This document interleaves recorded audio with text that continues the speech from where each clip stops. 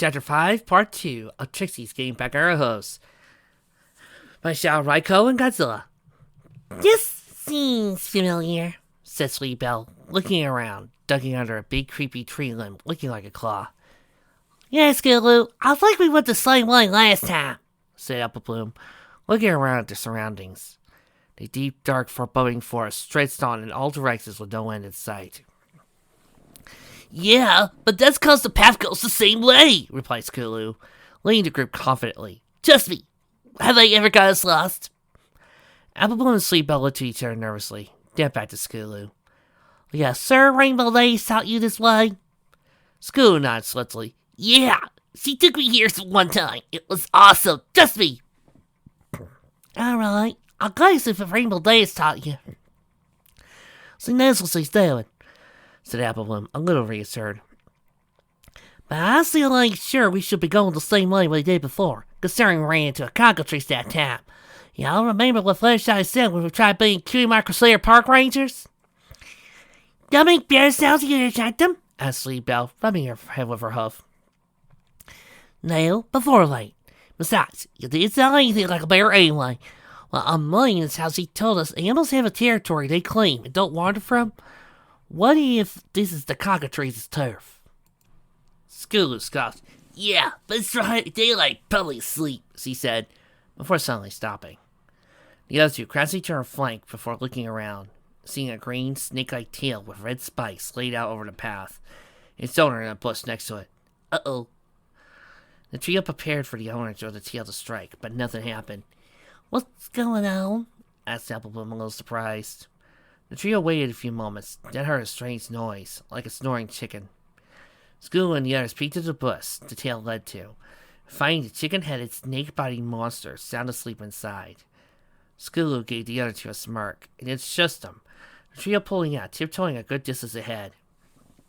See, told you to be sleeping. Yeah, I guess you're right, said Sweet Belle, surprised by this.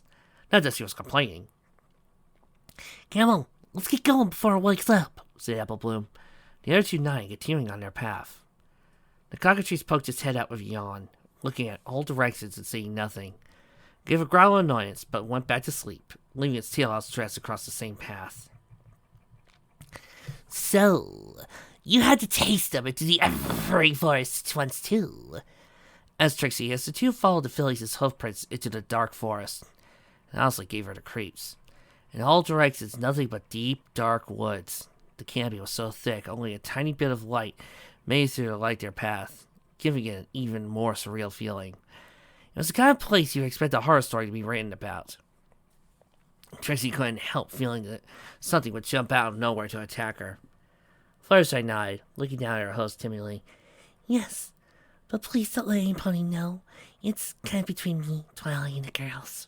Fluttershy would have liked to move faster, but she knew Trixie wasn't in the best of shape right now. It couldn't run for very long, so they had to keep it to sprints, walking slower when Trixie had to catch her breath. Trixie gave a small nod.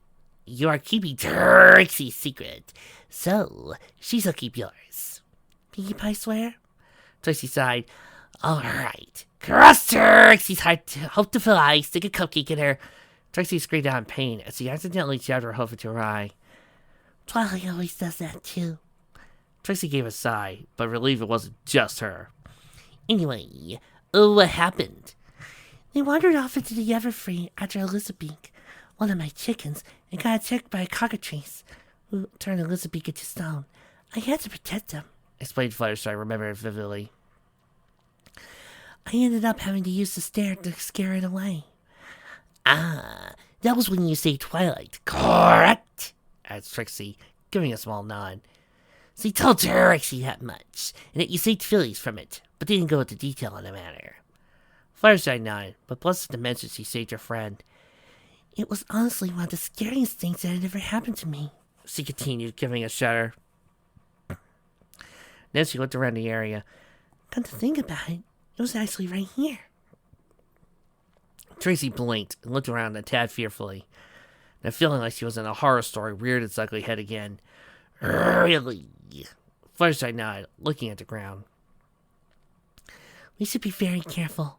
This is probably the cockatrice's territory, but it should be sleeping during the day. They're nocturnal. We just have to make sure we don't wake it up. Trixie nodded, keeping her eyes out in all directions as they continued. And help, those 3 loud fillies haven't already done that. Trixie suddenly tripped over something in the middle of the path. Ow! What was that? She exclaimed quite loudly. Fluttershy's eyes went wide when she saw just what Trixie had tripped over. Trixie, run! She yelled, running over and helping Trixie to her feet, trying to pull her. All the while looking back in complete panic. Hurry, we have to get out of here. What? Asked Trixie, looking to see the long tail of the cockatrice recede back into the bus. Trixie promptly screamed and ran along with Fluttershy as the now furious cockatrice, having been trying to get back to sleep, took off after the 2 fleeing mares with a roar. I should let you know as a side note. Well, Foldair, care to mention it? Oh, right. Oh, every pony, this is my D&D character, Foldair. I usually play him during our campaign settings. Hi. Anyway, side note, guys. Trice-baked cockatrice wings taste delicious. Thank you, Foldair. No problem.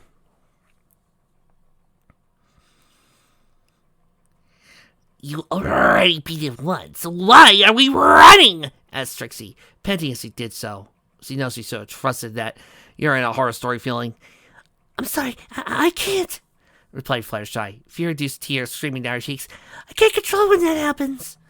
Trixie just kept running, realizing it was probably best to do so if he could get away without fighting the dang thing. Then she peeked out to see it was still following him. Big mistake. The cockatrice narrowed his eyes as they met Trixie's. Trixie suddenly felt a cold feeling begin up her hind legs, falling flat on her face, thankfully breaking eye contact. Trixie groaned, looking back and giving a gasp of surprise, as she found her hind legs partially turned to gray stone, rendering them completely useless. Trixie quickly gave a scream and covered her eyes as the cockatrice flew over her, landing on a loud thud in front of her, giving a screech. Trixie trembled in fear, keeping her forelegs over her eyes so tight it hurt, feeling and smelling the cockatrice's hot breath on it as he kept his eyes focused where hers were, just waiting for the chance to turn the rest of her to stone. Is this how it ends? Turned to stone by a monster in the furry forest? But please stop. I'm sorry I woke you, but don't turn me into a statue! Begged Trixie, absolute terror in her voice, heart racing from blind panic as she began to keep her foot over her eyes, not look. The furious cockatrice batted her hoof off his face with its wing, locked eyes with her before it could close them. Trixie couldn't force herself to break eye contact, despite the bone-chilling feeling of cold, lifeless stone creeping up her body. She tried screaming, but her jaw and mouth turned to stone before the sound could escape. She couldn't move or speak as the stone slowly closing in around her eyes, terror utterly consuming her face as she tried to think of any way to save herself. Fear-reduced tears running down her face. Please, Celestia, don't let me die here, please, she begged in her mind, praying for any pony or anything to save her. Stop that right now, young man! The cockatrice's head snapped away to look at the source of the scream. Trixie, the only things not turned to stone being her eyes and part of her nose, moved her eyes to look over as the source of the sound, seeing Fluttershy glaring daggers at the cockatrice. At least he thought it was Fluttershy. Instead of the shy, meek little Pegasus he was used to, Fluttershy stood strong, not a hint of fear in her tone or appearance at all. Instead, it was the cockatrice that suddenly was terrified when it recognized her. Why do so many bad fics forget this side of Fluttershy? Oh wait, I keep forgetting. If we have this side of Fluttershy, then she wouldn't be their little bitty love toy, would they? What did I tell you about turning others into stone? Asked Fluttershy with the sternest voice Trixie had ever heard. That was clear despite how muffled it sounded to her petrified ears. You turn her back to normal this very second before I find your mother until you've been turning innocent creatures into stone again. The cockatrice whimpered and gave a squawk, pointing to Fluttershy. Arr! Yes, I know she woke you up, and I'm very sorry about that. But you should know better than to leave your tail across the path ponies and creatures walk on. You or someone else could get hurt, stated Fluttershy, not giving an inch. But her tone became somewhat sympathetic, almost motherly. Now, you turn her and any other insect creatures you turn to stone back to normal right this instant. The cockatrice gave a fearful nod, turning and concentrating on Trixie, who felt stone glow and shatter off her body. Trixie gave a gasp as she could move again. She panted as she shakily forced herself back to her host, only to find Fluttershy hugging her. Once more the timid, scared little Pegasus she had come to know. Trixie, are you alright? I heard you scream and realized you must have tripped. I'm so sorry I didn't know you'd fallen. Please forgive me, begged Fluttershy, looking worried half to dress. Trixie could feel her heart racing a mile a minute. You saved me, muttered Trixie, staring at Fluttershy in complete awe. Sure, she heard stories, but there was next to nothing to seeing something like this with your own two eyes. She looked up and saw the cockatrice running away from Fluttershy, squawking like a frightened chicken. If Trixie hadn't seen it with her own two eyes, she never imagined the soft-spoken, sweet little pony in front of her, and sent it running for the hills. But I thought you could only do something if one of your friends were in danger. Fluttershy smiled warmly. One of my friends was in danger. Trixie gave a small gasp of surprise. I'm your friend? She asked in complete shock. Fluttershy nodded without question. Of course, and I never leave a friend behind.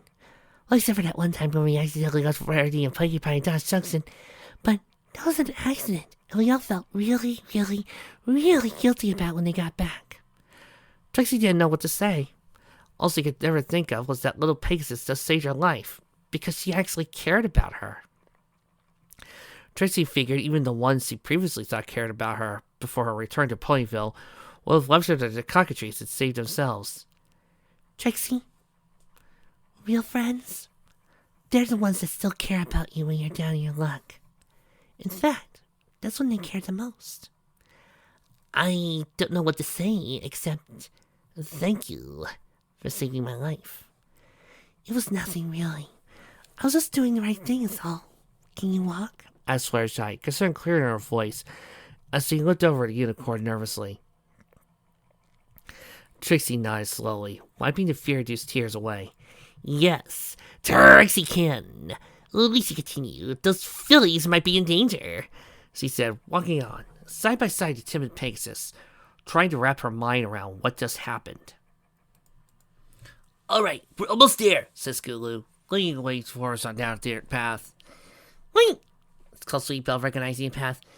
If we go that way, we go right past the chorus hut. So she'll see us. Applebloom gasped in realization. Oh yeah, think she'll steal the other girl, else we'll get by trouble. Scootaloo stopped and rubbed her head. Yeah, I hadn't thought about that, she muttered, looking around and seeing a second path heading straight through the forest. This looks like it leads the same way. We just cut through here and come out and around the chorus. Sounds good to me, said Sweetbelle with a nod. Applebloom went down the path, something in her telling her it was a bad idea. Then it gave a gasp as the location of this map cooking in her mind. Oh no, we ain't going that way. Trust me, she stated, slowly seeming scared. I've been that way. Way too dangerous. Scootaloo blinked, about to say something, then relenting when she saw Applebloom was dead serious. Seemed a bit afraid. Alright, so then how do we get past the chorus place? Well, let's just get through the woods over there. Shouldn't be that far from the path, right? Asked Sweetbelle, getting nods from the others before leading the way. Fluttershy and Trixie continued the path as long as they were able. Trixie not sure how to feel right now. Fluttershy. All Trixie's life, she believes caring for others has made one weak. It's how she was raised. No, does he see you and the others have done, despite how caring you all are. Trixie doesn't know what to believe. She stared, confusing care in her tone, along with a little pain. Fluttershy gave a small gasp, but looked at her kindly. I'm not the philosophical one, but I know if I didn't care for ponies nearly as much as I do, then I'd never been able to save my friends from that dragon, or the girls, and you from the cockatrice. That's something I know. That's something I believe. Trixie gasped, listening to the soft, soothing voice of the tender-hearted pony walking along, unsure how to react to or what she was being told. But the more she listened, the more she saw, the more she thought, the more Fluttershy seemed right. no matter how much Trixie's own mind tried to support the contrary. Trixie and Fluttershy galloped to the area where the Kumar Crusaders had headed into the forest. Following the 3 little sets of hoof prints was fresher now than before. Maybe they're catching up. This isn't good. They left the path, said Fluttershy softly, worry clear in her face. You could get lost, or worse, run into something that lives out there. Trixie nodded, finding a worry that surprised her, even slipping into her mind. Trixie understands. In that case, we best move quickly, she said, starting into the forest with Fluttershy before she realized something. But what if we got lost following them? Fluttershy gave it some thought. Sorry, I haven't thought of that. Trixie scratched the back of her head, thinking, Come on, Trixie. You're a traveling pony. This should be easy to figure out, she thought, looking around. We could mark the trail, but I didn't bring anything we could use. Fluttershy muttered, looking concerned. Trixie gave it a thought, then it hit her. Trixie's horn glowed as he managed some brightly colored confetti and floated in the air. We'll leave a trail of this. But isn't that literally? It's magically generated. That means Trixie can decide how long the spell lasts. When the spell ends, the confetti vanishes, explained Trixie. Surely you've seen Twilight do something similar. Fluttershy nodded. The spell she used to make our coats and the horses to pull it for the gala only lasts until midnight. Though the horses didn't work out so well. She used mice and they were, well... Trixie understands, said Trixie, showing in how that probably ended. No, let's hurry, shall we? So yes, thinking so tree branches won't blow away. 10 hours to do, she said, the two galloping along and telekinetically placing confetti in trees, as plainly invisible to them as they ran. Skulu, we're lost, said Sweetie Belle. What makes you say that? Well, for starters, we're in a cave, said Sweetie Belle, her trio standing in the middle of the dark cave. How do we even get out here? asked Apple Bloom, looking rather perplexed. Well, we wouldn't get lost if you brought us Sakuras, retorted Skulu, glaring at her vice versa. Well, we wouldn't be in this mess in the first place if you hadn't decided to lead us into the Everfree Forest, yelled Sweetie Belle. Girls, settle down, said Apple Bloom, trying to separate the two. Oh, you're innocent if you hadn't decided to lead us off course, yelled Skulu, snarling at Apple Bloom. If I hadn't, we'd be in big trouble, yelled Apple Bloom. Besides, we wouldn't be here at all if it weren't for your damn cabin spot. Yeah, said Sweetie Belle before her ears twitched. Wait, she said before Skulu could retort, hearing something that sounded like heavy breathing. You guys hear something?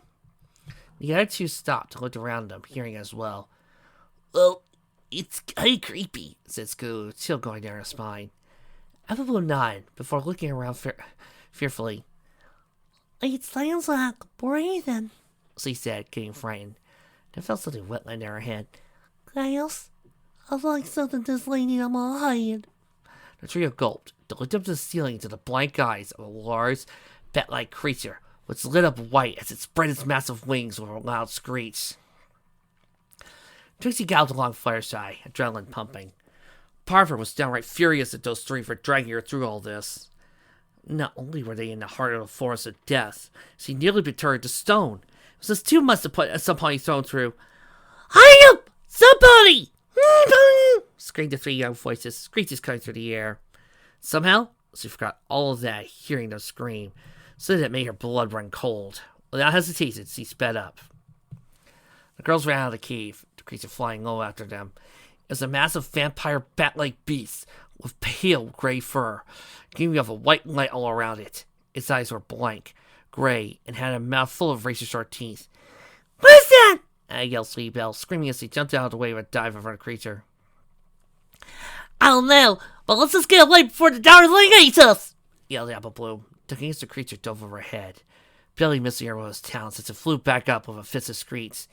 That was too close. Scooter nodded, giving a scream as the trio hit the dirt. The wind from the creatures passing through blew through their manes. They quickly resumed their run. The creature shining circling screeched like a banshee hunting its prey. Sweetie suddenly tripped and fell, looking back to find her hind hooves caught in a tangle of vines lying on the ground. Skulu! Apple Bloom! She screamed, trying to untangle herself. Sleep Bell! The other two screamed instantly, racing back in vain, trying to free the unicorn filly. Monster sets its stance, giving us screech as it dove at him, teeth gleaming white with his own light. The trio screamed, covered up, only for a fireworks-style explosion to go off between them and the flying monster. The creature screamed and flew back, seemingly disoriented by the explosion. Huh? Asked Gulu as Trixie dashed between them and the beast. Trixie! All three Crusaders asked at once. Trixie would like everybody who's listening to know is that if you really want to imitate Trixie while writing, do not forget to roll the R's. Funny, Trix. Fluttershy ran up. To her surprise, having been left in the dust by Trixie. Are you girls alright? She asked, worried for her fear her voice. Fluttershy?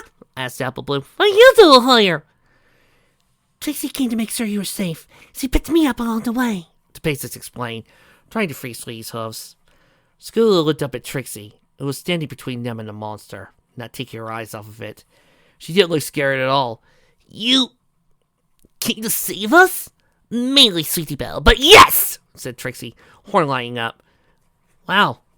Throughout this entire thing, this is probably the only time I've seen a grammatical mistake. Sweetie Belle stood up for her and seemed to like her. That meant something to Trixie, but she wouldn't say the other two meant nothing to her. Besides, if anything happened to you, your families would never forgive Trixie! And Trixie would never forgive herself, she muttered. Light blue smoke beginning to form around them. Now quiet! She whispered, smoke hiding from sight. Fluttershy gasped, But Trixie, don't... As Fluttershy said that, the monster drove through the smoke, and Trixie nearly evaded its gaping maw. It's being knocked to the ground by its wing. That didn't work? She asked, surprised to find him in the magically generated smoke. It's a ropin', said Fluttershy as he continued to try to free Trixie. A ropin'? Asked Trixie, blinking and seeing the creature come out again, setting off another explosion of magical fireworks that sent them back for more. Trixie, you'll be fine. A ropin' only has an AC of 13. And they only have to rely on dex saving throws. You should be okay. The downside is they got 103 HP. They're huge bat-like creatures that hunt by sound, replied Fluttershy, urgency clearing her voice. It's blind, but I can see with echolocation. The light is just there to lure prey closer in the dark, like an anglerfish. Trixie gave a nod, seeing it come at them again, and jumped back to avoid a bite, giving her enough time to set off another fireworks explosion and force it back. Realizing it was the sound of explosions at work. If you can't see, that means the stare won't work on it either. At least loud noise works. Looks like my first show will have some value to me after all these years after all. Trixie is getting tired, Fluttershy! Trixie called back. Assuming another explosion, so don't let her keep it at bay. She can't keep this up forever! Almost done, called back Fluttershy. Working furiously, the Crusaders helping her as well. Trixie let off another firework and blast to drive it back again, panting heavily. The roping was just relentless. It wouldn't quit as she was beginning to lose strength. Thanks, Trixie! It saves with sound, but fireworks aren't enough to drive it off. You need to do something to keep it occupied, so we can get her hooves free. Trixie took the opportunity to look around quickly, seeing the vines lay around. She gave a gasp of realization. The rope slithered up like a snake under Trixie's control. Applejack watching its movements and confused as the other hand rose up, wrapping around an apple in a tree. There lasted Mira's legs and hoisted her in the air, the rest of the rope stuffing a red apple in her mouth. Well, it's worth a shot, I suppose, muttered Trixie, horn lining up as she caused the long vine to slither up like a snake, moving back and forth in place like a cobra following a flute. Trixie made it hit leaves to make more noise, attracting the rope's attention. Giving a screech, it drove what it presumed was easier prey. The vine snaked around as the rope tried to bite it, the other end sneaking up, slowly wrapping around the creature from behind, snaring its wings and talons, sending it crashing to the ground with a screech. As it struggled, the remaining end of the vine wrapped around its jaws, slapping it shut. Trixie rushed over and began helping Fluttershy freeing Sweetie Belle as the monster struggled in its bitings. Hurry! That won't hold for long, she pleaded as her Crusaders helping as well. Well, where did you learn to do that? Asked Apple Bloom as they tried to free their friend. Actually, that was how Trixie Humiliated your sister, said Trixie with a nervous tone. The irony does not escape Trixie. Hurry up! She pleaded as the rope began breaking the vine and tangling it. Got it, yelled Fluttershy. Sweetbell's hose coming free as last as the rope's bond snapped and tore off the vine around its mouth, giving a screech and diving straight at the group, slamming into Trixie and knocking her off her feet. Trixie panted and struggled to her feet, seeing it come back and aiming for the girls. She growled and jumped in the way. Beast! You shall not harm these girls! So says the great and powerful Trixie! She announced, horn lighting up as he waited for it to get close. She reared up on its hind legs and brought him down as it dove, setting off as a big explosive of fireworks as she could, the rope screaming out in pain as it was blinded from the sound.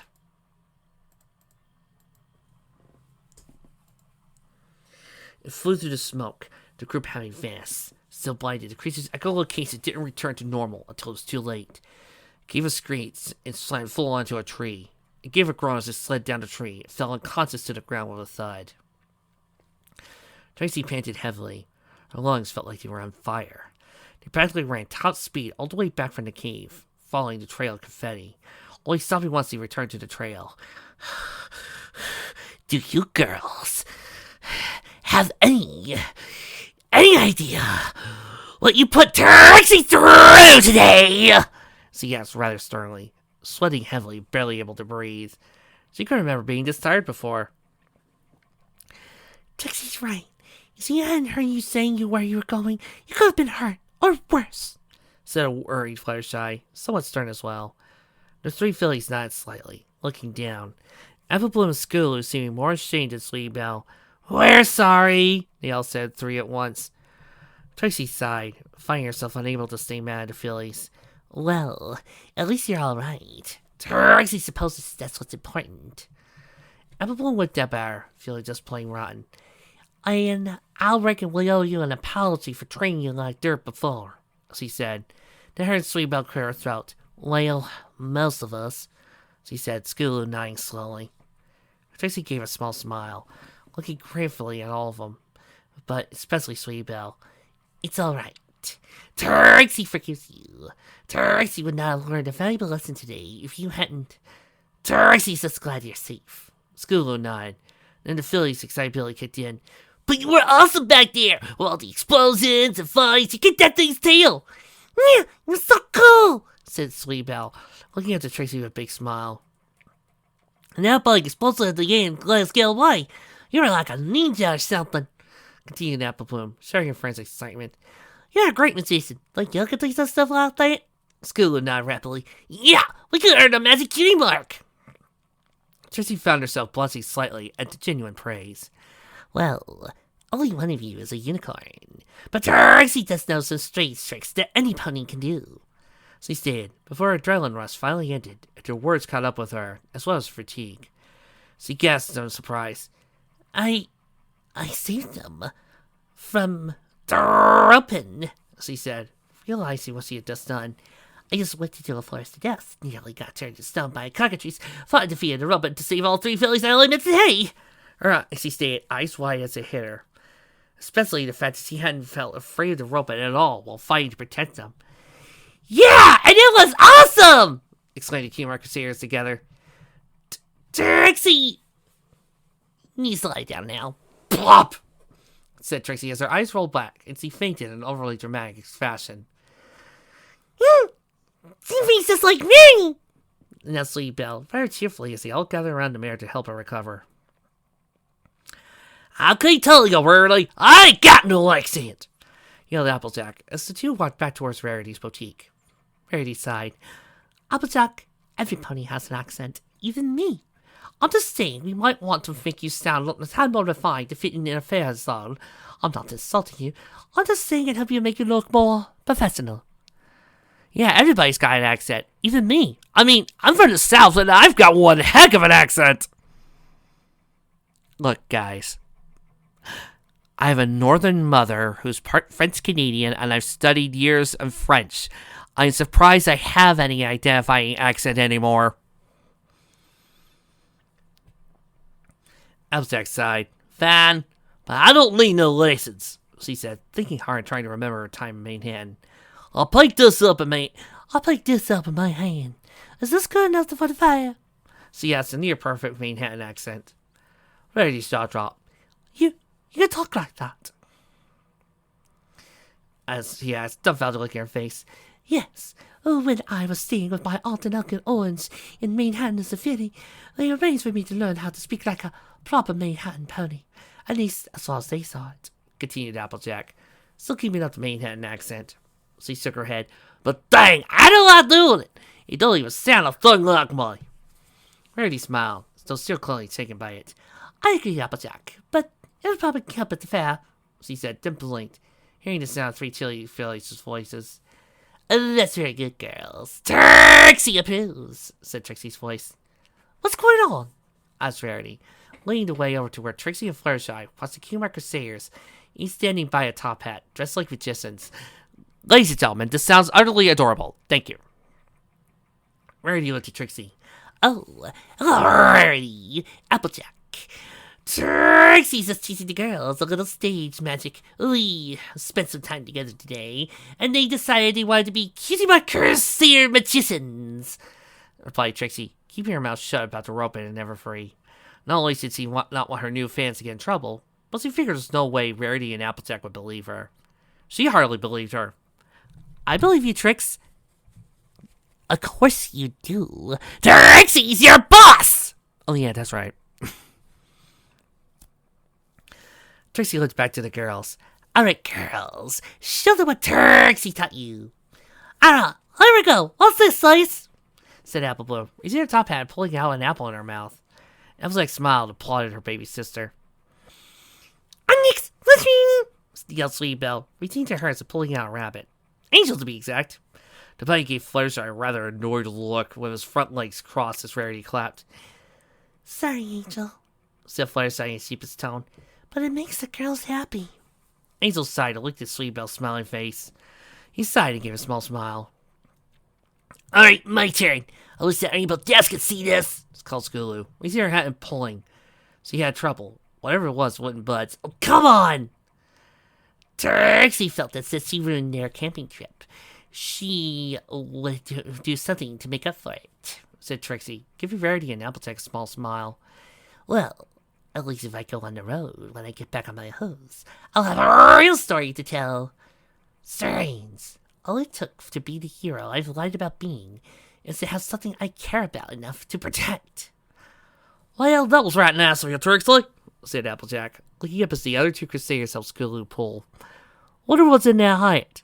Duh! He exclaimed as he finally pulled something out of the hat. Pinkie Pie! She exclaimed the same along with them, causing the watching mirrors to cock their heads in their surprise. Hey, wait a minute, said Skulu, flipping her head confused. What did Pinkie Pie get in there? She asked, the others joining in confusion.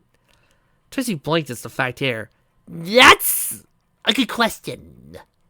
Pinkie Pie simply chuckled. Well, Trixie, it sounds like you had quite an adventure today, said Twilight, sitting at the table with Trixie for dinner. Trixie nodded. Yes, Twilight, quite. She then gave a sigh. It's a shame no pony will ever believe Trixie. Trixie hardly believes it. Twilight smiled, putting a hoof on Trixie's shoulder. I do, she said, getting Trixie to give a small smile. Trixie gave something a thought, thinking about the day, how she managed to do something she was very certain she would never have had if she had not cared for the well-being of the King Crusaders.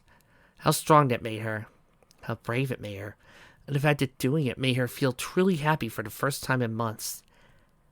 I think her mother was strong after all. I was just too much of a fool to see it. Twilight, you said any of your friends who learned a friendship lesson may send a letter to Princess Celestia about it? Twilight nodded quickly. Yes, that's what Princess said. Anytime one of my friends learned something about friendship, they have Spike take a letter and send it to the princess. Trixie sees. Spike, could you please take a letter? Twilight and Spike both gasped. Trixie, you want to send a friendship report?